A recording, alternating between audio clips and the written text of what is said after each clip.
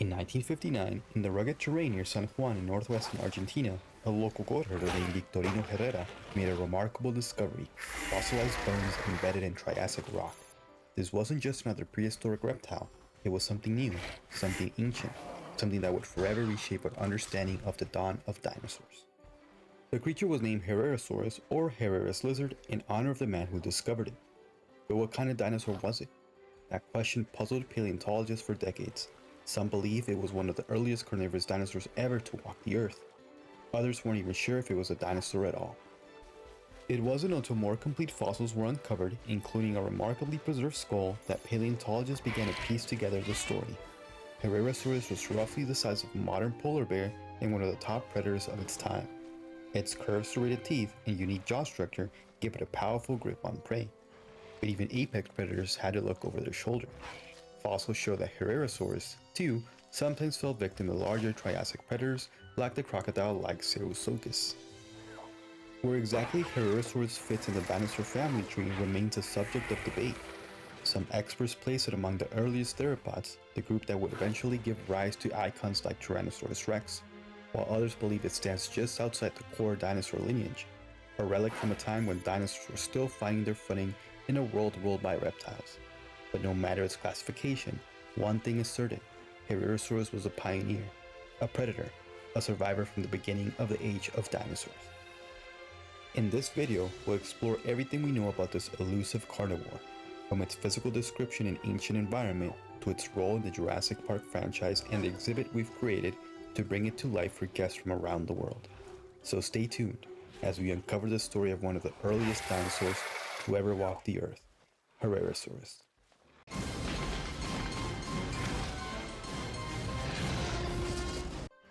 During the late Triassic period, the world was undergoing a major evolutionary shift. Dinosaurs were just beginning to emerge, and among the earliest of these pioneering forms was Herrerasaurus, a sleek, agile predator that roamed the floodplains of what is now northwestern Argentina. Herrerasaurus stood out in its ancient ecosystem. Adults could reach up to 20 feet in length and weigh as much as 770 pounds, while smaller individuals measure closer to 15 feet and around 440 pounds. It had a lightweight bipedal body plan, built for speed, with long hind limbs, short thighs, and narrow feet. Its tail, partially stiffened by overlapping vertebrae, provided critical balance and aided in high-speed pursuit. Everything about this dinosaur suggested a lifestyle of swift ambush and maneuverability throughout dense prehistoric forest. Its five-toed feet bore weight primarily on the middle three digits, second, third, and fourth, a trait shared with later theropods, while the outer toes were reduced in size. Its hands were specialized for predation, elongated with 5 digits, but only the first 3 were functional, each ending in sharp curved claws designed for grasping prey. The 4th and 5th digits were vestigial stubs, indicating early evolutionary streamlining. The skull of Herrerasaurus was long and narrow, lacking many of the specialized features found in later theropods. Still, it was an efficient weapon. It featured 5 pairs of skull openings, including 2 anorbital fenestrae and 2 additional small slits known as promaxillary fenestrae. Most notably, Herrerasaurus had a flexible hinge in its lower jaw, joined halfway along the mandible that allowed it to slide back and forth. This unique adaptation enhanced its ability to maintain a firm grip on struggling prey. And although rare among dinosaurs, it has evolved independently in some modern-day lizards. Its teeth were blade-shaped, serrated on both edges, and clearly adapted for a carnivorous diet. The serrations helped slice through flesh, while the powerful jaw mechanics ensured a tight bite. Fossilized coprolites, fossil dung, linked to Herrerasaurus, contain fragments of small bones with no traces of plant matter, further confirming it was a strict carnivore and may have been capable of digesting bone, a trait later seen in some tyrannosaurs. The evolutionary position of Herrerasaurus remains a subject of debate. Some paleontologists place it within the theropod group, the same lineage that would eventually produce Allosaurus, Velociraptor, and Tyrannosaurus rex. Others argue that while it shares features with saurischians, its anatomy is too primitive to classify it definitively. It possessed a partially open acetabulum, the socket where the thigh bone meets the pelvis, and its hip structure showed both primitive and derived traits. The pubis bone pointed backward, similar to what we see in later theropods and birds, and the pubic boot, a flared expansion at the end of the bone, resembled that of avitheropods like Allosaurus. Yet other skeletal traits, such as the presence of only two sacral vertebrae, are distinctly basal. Despite its classification challenges, Herrerasaurus provides a rare glimpse into dinosaur evolution. It retains features of the earliest carnivorous archosaurs while already displaying some traits of later dinosaurs. It may even resemble the general body plan of the common ancestor of all dinosaurs. Its anatomy helps paleontologists trace the sequence of evolutionary changes that led to the rise of more specialized dinosaur groups. While no skin impressions have been found, it's likely Herrerasaurus had a scaly covering, providing protection and aiding in temperature regulation. Scleral ring studies, examining the bones that supported the eyes, suggest it was cathameral, meaning it was active during short bursts throughout the day and night. As fearsome as it was, Herrerasaurus was not invincible. Its fossils show evidence of predation, including puncture wounds on the skull, likely made by the powerful jaws of Sarosuchus, a massive croc-like predator. Even the apex predators of the late Triassic had their own predators to contend with. Ultimately, Herrerasaurus lived at a critical tipping point in Earth's history. It thrived just before the end Triassic extinction event, a mass die-off that wiped out many of the dominant reptilian lineages and cleared the ecological stage for the rise of the dinosaurs. Though it did not survive into the Jurassic, its legacy lived on in the theropods that would follow. In the next part of our journey, we'll explore the paleontological history of this remarkable predator, from its discovery in Argentina to the scientific debates that followed. Stay with us as we dig deeper into the story of Herrerasaurus.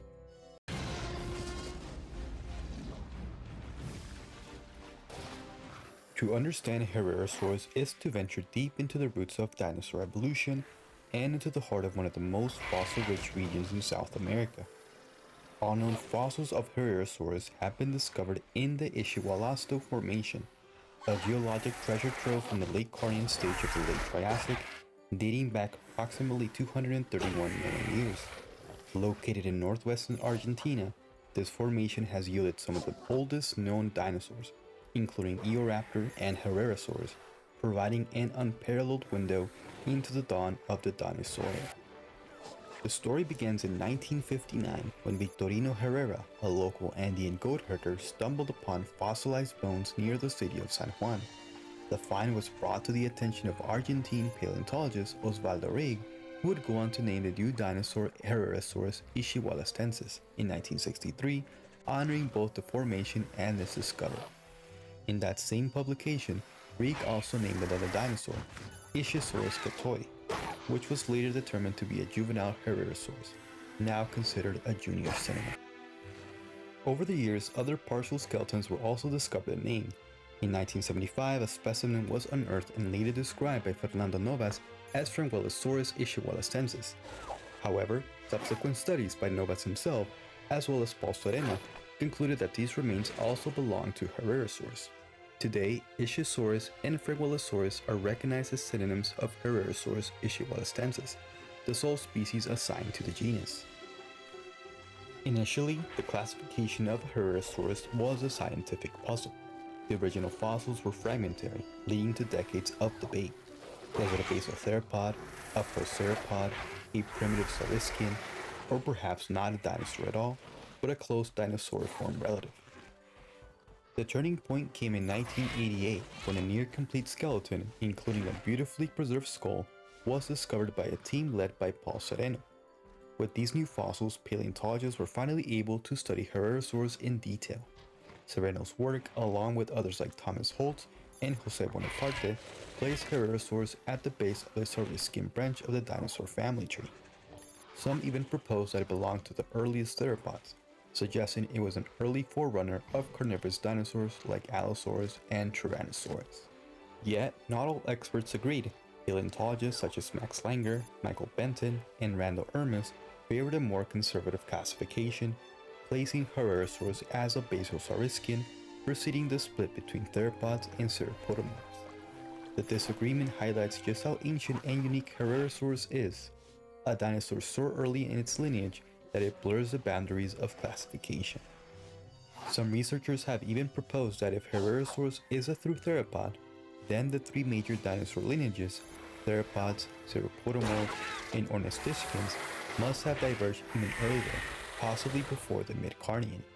This hypothesis is further supported by tridactyl footprints found in the slightly older Herrerasaurus formation, indicating the presence of large three-toed theropod-like dinosaurs millions of years before Herrerasaurus appeared. This taxonomic debate also played a central role in broader discussions about dinosaur monophyly, the idea that all dinosaurs descend from a common ancestor. In the 1970s, Peter Galton and Robert T. Bakker proposed that dinosaurs were a monophyletic group, unified by shared derived traits. But in his 1992 study, Paul Sereno examined the proposed shared features in Herrerasaurus and determined that many were the result of convergent evolution, not common ancestry. His findings help refine an understanding of which traits truly define Dinosauria. And then there's the dinosaur itself, not just a collection of bones, but a living animal with a history of conflict. The specimen known as PVSJ 407, a Herrerasaurus ischiwalastensis, shows bite marks possibly made by the powerful jaws of Cerasuchus. Another theory is that the injury in the skull is likely caused by another Herrerasaurus. The puncture wounds, along with signs of mild infection and healing, suggest this animal survived an aggressive encounter, possibly territorial or during mating competition. In 2001, a study by Bruce Rothschild examined multiple hand and foot bones from Herrerasaurus for evidence of stress fractures. Interestingly, none were found, suggesting this agile predator either avoided frequent injuries or that its prey didn't put up much of a fight.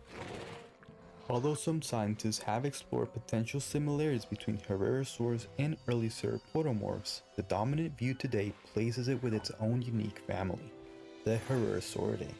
This group represents some of the earliest dinosaurian radiation, existing just before dinosaurs truly began their rise to dominance. And while Herrerasaurids have so far only been found in the Americas, their mysterious evolutionary placement continues to captivate paleontologists and reshape our view of dinosaur origins. From scientific mystery to evolutionary milestones, Herrerasaurus has proven to be one of the most pivotal and puzzling figures in the dinosaur lineage. Its discovery and classification continues to refine how we understand the origins of dinosaurs and the world they first emerged into. But what kind of environment did Herrerasaurus call home? What creatures shared its landscape, and how did it hunt, compete, and survive? In the next part of our journey, we'll explore the world of the late Triassic, the ecosystems, the climate, and the ancient rivals of Herrerasaurus. Stay with us as we step back in time to uncover the paleoecology of this early predator.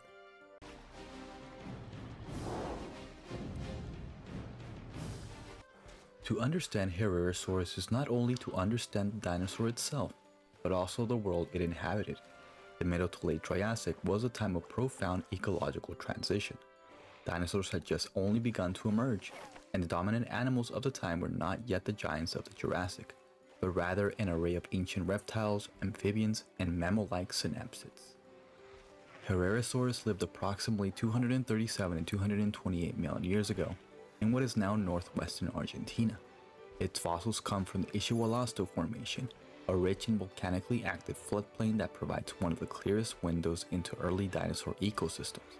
Here, in the dense forests and seasonal rivers of South America, Herrerasaurus likely stood as one of the apex predators of its environment.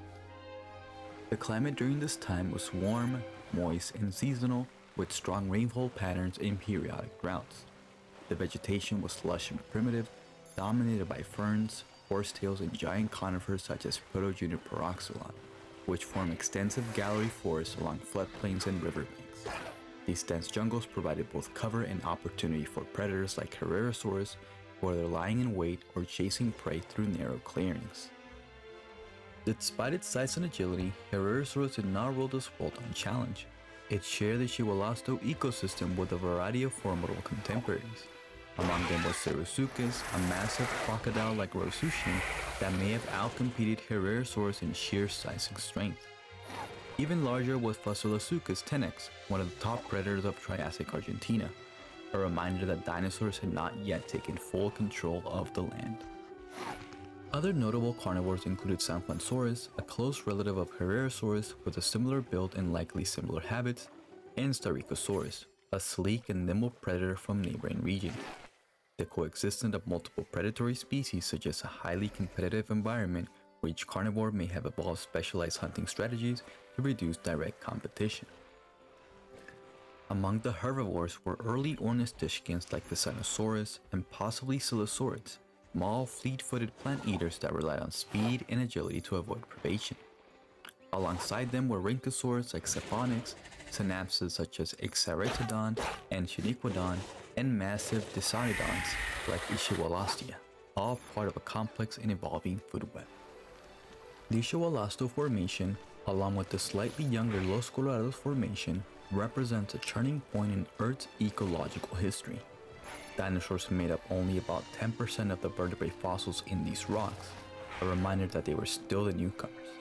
The dominant land animals at the time were non-dinosaurian archosaurs and synapsids, but this would not last. By the end of the Triassic, a mass extinction event would dramatically reduce their numbers, opening the door for dinosaurs to rise to dominance in the Jurassic period.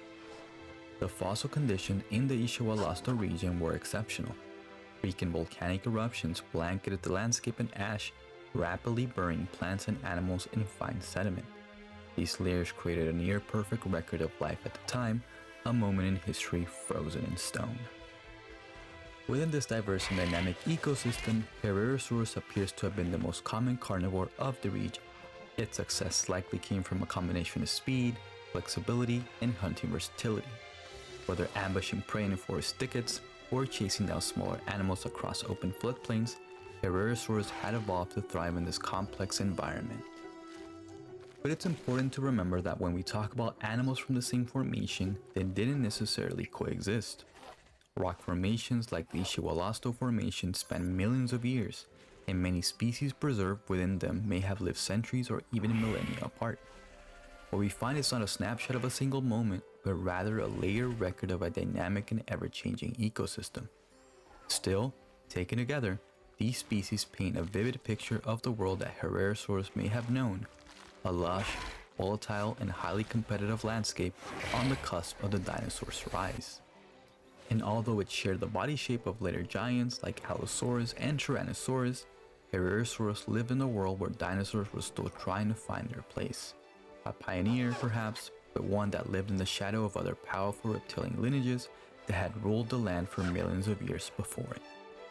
Still, Herrerasaurus, along with fellow early dinosaurs like Eoraptor, Sanjuansaurus, and Eudromeus, marks the beginning of a new chapter in Earth's history, one where dinosaurs would, in time, rise to define the Mesozoic era.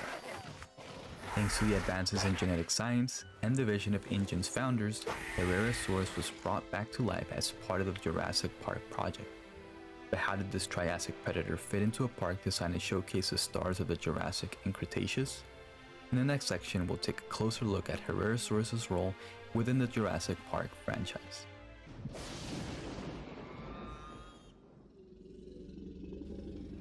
Although it never appeared on screen in the original Jurassic Park film, Herrerasaurus holds a quiet but fascinating place in the park's legacy, both in-universe and behind the scenes.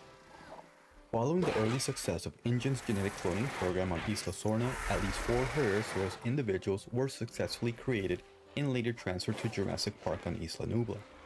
These animals were housed in their own paddock, located in the northwestern sector of the island, far from the main tour route.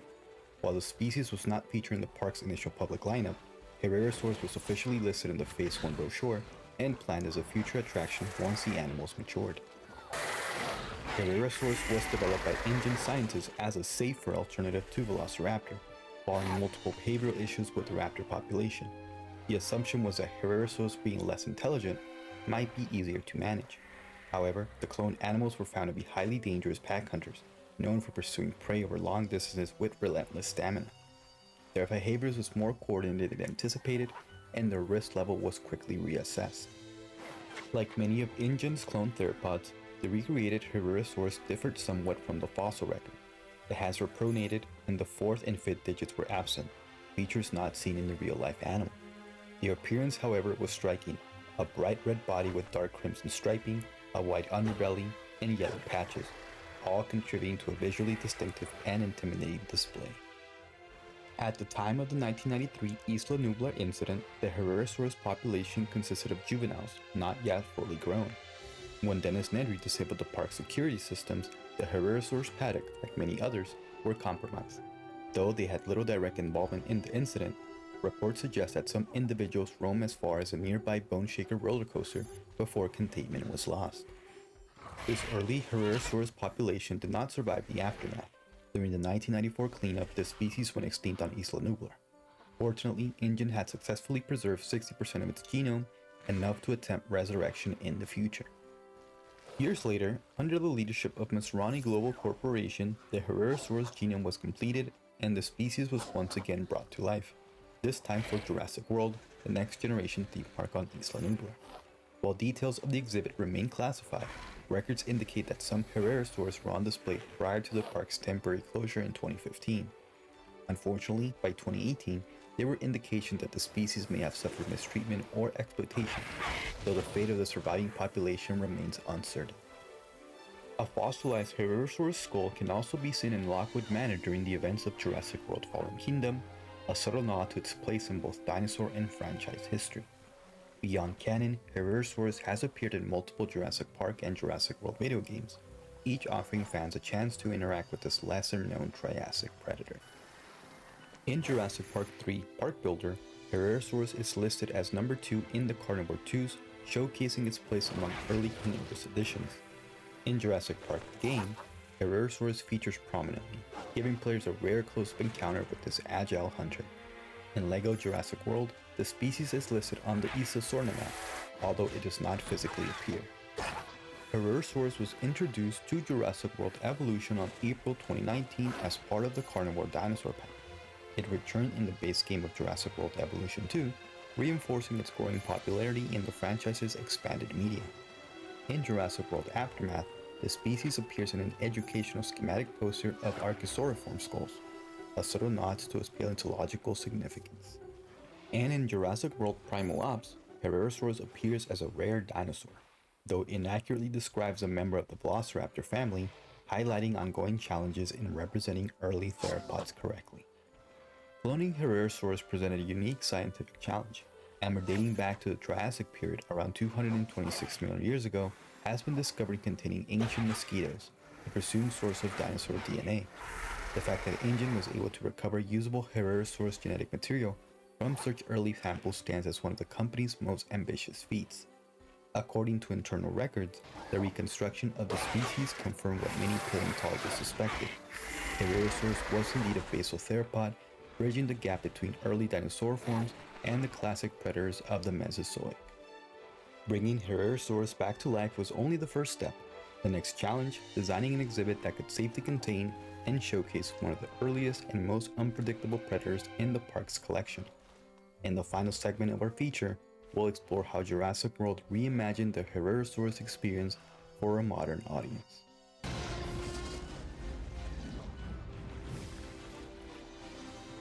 Welcome to the Cradle of Predators, a newly unveiled exhibit at Jurassic World, and a tribute to one of the earliest carnivorous dinosaurs ever brought back to life, Herrerasaurus. Tucked away in the secluded northwestern reaches of Isla Nublar, this immersive experience blends Triassic authenticity with cutting-edge security and design, offering guests a glimpse into a vast world shaped by survival, agility, and evolution. This exhibit was developed as part of Jurassic World's continued expansion into showcasing Triassic-era species, a time when dinosaurs were still new, the ecosystem still wild, and predators like Herrerasaurus ruled forested floodplains of South America. Unlike many of our herbivorous displays, the Cradle of Predators was engineered with one core focus: safety, both for guests and for the dinosaurs themselves. At the heart of the enclosure is our dual viewing experience, comprised of two distinct galleries. The main viewing gallery features modern, secure, reinforced acrylic walls and shaded observation decks, allowing guests to safely view the Herrerasaurus pack in action as they patrol their territory, rest in shaded clearings, or engage in natural social behaviors. Nearby, a more rustic log viewing gallery, constructed with timber-style barriers and a discrete one-way glass, offers an earthy, immersive perspective for those who prefer a more naturalistic encounter. Designed to feel like a Triassic observation post, this gallery blends seamlessly into the forest edge, providing an intimate glimpse into predator life without disrupting it. Unlike some of our other habitats, this enclosure does not feature a Jurassic tour route, gyrosphere, or zipline.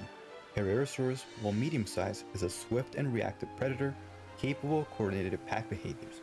To minimize stress and maintain a controlled environment, all guest interactions are restricted to static observation posts only.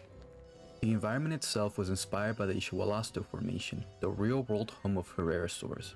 The terrain is rugged and layered, composed of packed soil, coarse gravel trails, and scattered patches of weathered volcanic rock. Central to the enclosure is a raised forested ridge, designed to serve as both a patrol zone and retreat area. Dense vegetation along this ridge allows the animals to disappear from view when desired, mimicking the thick undergrowth of the late Triassic jungles they once inhabited. To promote natural behavior, we incorporated a series of carnivore feeders placed deep within the foliage, as well as live bait feeders positioned near shaded clearings. These feeding systems are rotated regularly to stimulate hunting instincts and encourage movement across the enclosure. While Herrerasaurus is known to hunt smaller dinosaurs and mixed species paddocks, this exhibit houses only Herrerasaurus, ensuring full behavioral focus without the complications of interspecies competition.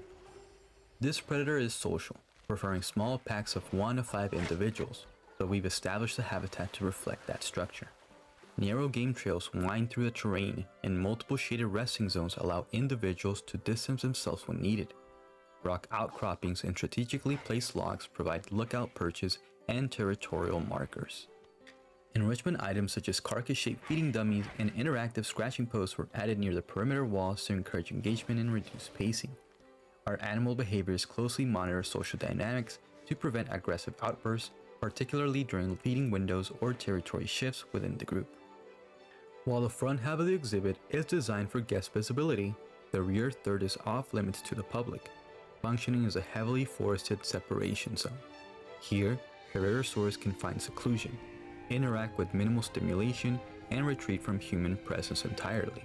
This area is also where our vet and ranger access point is discreetly located, offering a backup house entry for health checks and care interventions without disrupting the pack's rhythm.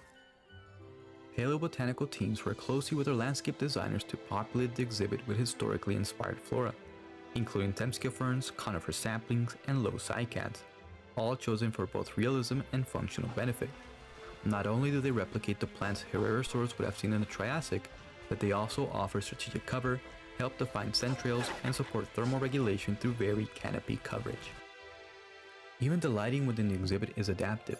During certain hours, dimmable, indirect UV lighting mimics dawn and dusk conditions, aligning with the species' suspected Cathemiral behavior, activity in short bursts both during day and night. Every inch of the cradle of predators has been carefully designed, not just to contain a prehistoric predator, but to offer it a life as close as possible to the one it once lived. For our guests, it is an opportunity to witness one of the Earth's earliest carnivores not just alive, but thriving. Whether you're a lifelong dinosaur enthusiast or just beginning your journey into the prehistoric past, there's no substitute for seeing Herrerasaurus in person. We invite you to experience the cradle of predators at one of our world-class Jurassic World destinations. From the original park on Isla Nublar to our newest expansion in the Olympic Peninsula at Jurassic World Cascadia. Explore ancient history in the Dolomite Mountain Range at the Jurassic World Sanctuary, or get up close in San Diego, Manchester, or Crete. Wherever you choose to visit, the Triassic awaits.